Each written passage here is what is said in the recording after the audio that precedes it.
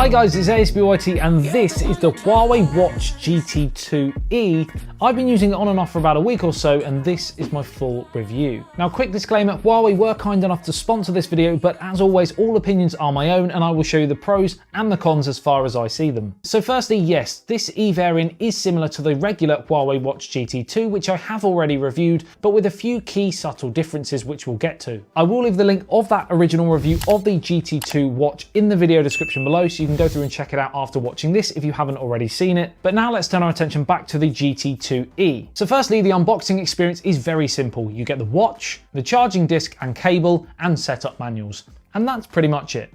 Now, according to Huawei, the E stands for energy, vitality, and mentality of the youth of today. Makes me sound a little bit old, that. But straight away you get an idea of the demographic that Huawei are looking to market this device at. So moving away from the more traditional, dressier, perhaps more business-looking GT2, the E version is a sportier looking, fresher design for the young, active generation. So the first difference you'll notice from a looks point of view is how the strap meets the watch face, giving it a great unibody design. Not only does this look reinforce that sporty vibe, but it also makes the watch more streamlined and enables it to apparently collect more accurate data. The rubber strap has these little perforations on it which gives it quite an aggressive and edgy look and also helps to disperse all that yucky sweatiness from your workouts. Now I've got this rather lively lava red coloured strap, but it also comes in graphite black, mint green and icy white, and these straps are interchangeable. The watch body is made of 316L grade stainless steel, which is known for its durability to harsh environments. It has two function buttons on the right hand side, which are more squared off and flatter than on the standard GT2, of course better for preventing mistouches when taking part in sporting activities. More on the button's features later. The body houses a 1.39-inch AMOLED high precision touch display supporting a resolution of 454 by 454, and you can expect the same colour saturation and contrast as you would see on a Huawei smartphone. Now, one brilliant feature about this watch that, as far as I'm concerned, has to be a must really now on smartwatches is that ability to have an always-on display. And you can obviously decide whether you want this feature on or off depending on how long you want the battery to last. With always-on display off, you can get up to 14 days battery life on here thanks to that Kirin A1 chip. With the always-on display on, it's about half that. Obviously, if you use things like GPS a lot, this will affect your battery times, but it makes such a massive difference not having to charge your watch every day. The watch also utilizes Huawei's fast charging system, which is great. With 5 brightness options, it's easy to use even in bright sunlight, and again, you can manually choose these settings 1 to 5, or you can leave it in auto, which I generally tend to do. These and other settings like Bluetooth and the mentioned always on display can be found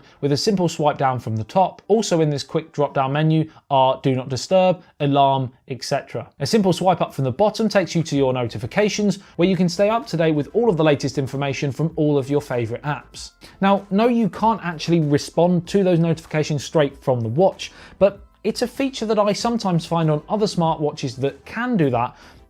It's a bit counterproductive sometimes, because by the time you've actually gone onto the watch and typed out with the little tiny keyboard your responses, you probably would be quicker just picking up your phone and answering. So I personally like using a smartwatch to sift through the notifications that come through and see whether there's anything that I actually need to respond to there and then. A press and hold on the watch face takes you to the face designs, and Huawei have actually added a load more recently over on the Huawei Health app, which you also use for your setup and connection to your smartphone. Inside the Health app, you can add all of your personal stats and can view, amongst many other things, exercise records, sleep tracking, and app notification settings. From home, if you swipe left or right, you have instant access to your heart rate and stress monitoring, as well as weather, music, and some fitness data like step count. And this is where we're going to start to look at some of the great fitness features of this watch, which in the current climate that we're in, it's something that I'm thinking about more and more. Now, the lower button on the right hand side is a customizable shortcut, which is currently set to go to the last place you were in, but you can choose notifications, etc. if you so wish.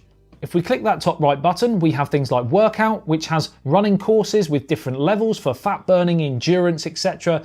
Outdoor and indoor runs, cycling, swimming, and many, many more, including an add more section that opens up things like boxing and yoga, etc. So it's very, very customizable and you can personalize it to your own needs. You can monitor your training effect and see when you're hitting fat burning regions, etc. during actual workouts. And once you've completed a workout, the information is stored in the workout records. Underneath these two sections are things like heart rate, sleep, compass, breathing exercises, music, stopwatch, etc. and a brand new feature, SpO2. And this can apparently monitor the oxygen levels in your blood, which is pretty mind-blowing and pretty useful, especially for post-workouts to make sure you're getting enough oxygen into your system. If your count is too low, you'll be recommended to take a break. Overall, for fitness, there are 15 personal workout modes, and you can track a further 85 types of sport in 6 categories, which is great.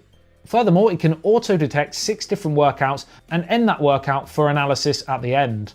This, of course, will speed up the process. You don't have to manually set up your workout every time, so you can just jump in, get involved, and you're good to go. Precise GPS tracking also adds a further dimension for tracking and sharing workouts, etc. to all of your social media channels. So if you're into showing off how you've managed to run from London to Edinburgh and back 6 times in a week, you can do that. I've been using this watch this last week for my daily exercise routines, and I have found it really useful to be able to monitor my progress. This means, of course, when the football season reopens, I can call up Chelsea and say, Frank Lampard, I'm ready for you. I've got my boots ready. Let's do this. First team action. It's definitely not going to put me in the team. Now, as far as smartwatches go, the Light OS software plus 32 megabytes of RAM means the GT2e is fast and fluid to use, which takes away that element of frustration, so you can simply focus on your fitness. It also has 4 gigabytes of storage for music if you wanted to add that. Now, you've heard some great things about this watch, but no product is perfect, and there are a few things you might want to consider if you're looking to buy the watch. Number 1, you can decline calls on the watch, but you can't answer them due to the fact there is no microphone or any speakers. There is no NFC for payments, etc., and there is no third-party app install capabilities, so you're relying on the features that are already pre-installed on the watch. So those are some potential trade-offs for that awesome battery life. Also, another thing to note, the GT2e only comes in 46mm, and there isn't a smaller version. The GT2 standard comes in a 46 and a 42. So if you like medium to big watch faces, then great. If you're looking for something a bit smaller, then this might not be the best option for you. All things considered, for students and young professionals, or even if you just want a sporty vibe to your brand new smartwatch, for $159.99, but I've got £20 off in the video description below using a special code. So for $139.99, I think you're getting a pretty great watch for the price. The code for that £20 discount is ASBYT20, and you can simply just use it at checkout. Let me know what you think of the Huawei Watch GT2e. Is it better than the standard GT2, or is there another smartwatch that you like? Let me know in the comment section below. As always, I'd love to hear your thoughts. Like and share if you enjoyed the video and found it helpful. Subscribe and hit the notification bell if you're new to the channel and love everything tech. I love you and leave you. I'll see you in the next one. It says BYT. Peace out. Do just what you want. You're the one I trust.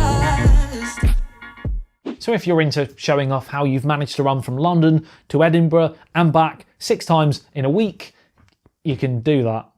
Can you do that? Can you run from... Who knows? And there are a few things you might want to consider if you're looking to buy the phone, I nearly said the watch. Subscribe and hit the notification bell if you're new to the channel and love everything tech.